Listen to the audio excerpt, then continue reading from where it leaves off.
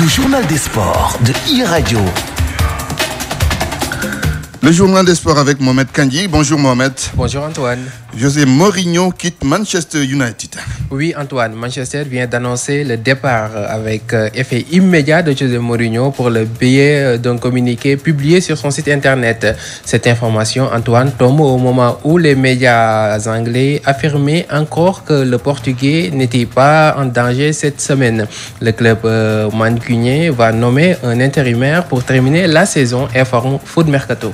Parlons de la saison de football 2018-2019. De basket, bien sûr.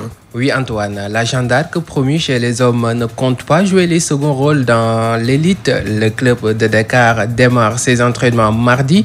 L'objectif, selon David Diadjou, président de la section basket de la JA, est de figurer sur les 4 meilleures équipes de la saison. Écoutons David Diadjou au micro de Sekou Seydi.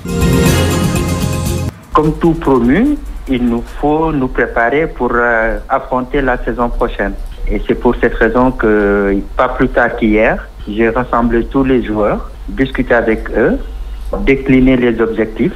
Moi, j'ai toujours dit que je suis un gagneur. Donc, ce que je vise, c'est toujours l'excellence. Donc, l'excellence, je vise cette année, en tout cas, à être parmi les 4 meilleurs. Et une fois que je suis parmi les 4 meilleurs, ben, pourquoi pas être premier? On est obligé de mettre la main à la poche. On va se renforcer et en filles et en garçons, parce qu'encore une fois, on n'aime pas jouer les seconds rôles. Les seconds rôles, c'est pas la Jeanne d'Arc. On poursuit avec un autre promis, mais du côté des filles. Et il s'agit de l'école polytechnique de Thiès. Les universitaires, Antoine, veulent s'imposer dans cette saison. D'ailleurs, les responsables comptent renforcer l'effectif durant le mercato pour pouvoir atteindre leurs objectifs. Nous écoutons à ce propos Sekou Seydi.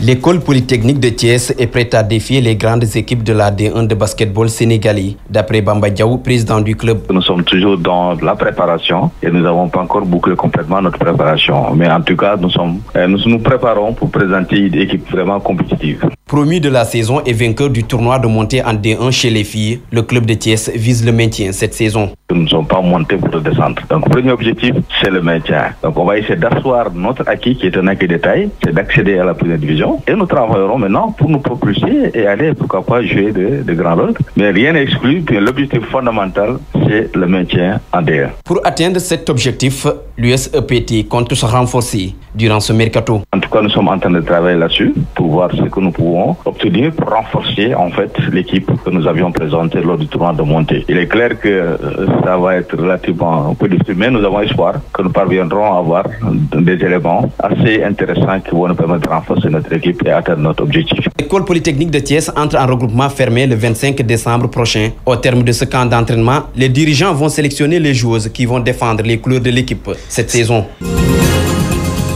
Sekou Seydi, et ce qui met fin à cette page des sports, Antoine, mais vous pouvez retrouver toute l'actualité sportive sur www.imedia.sn.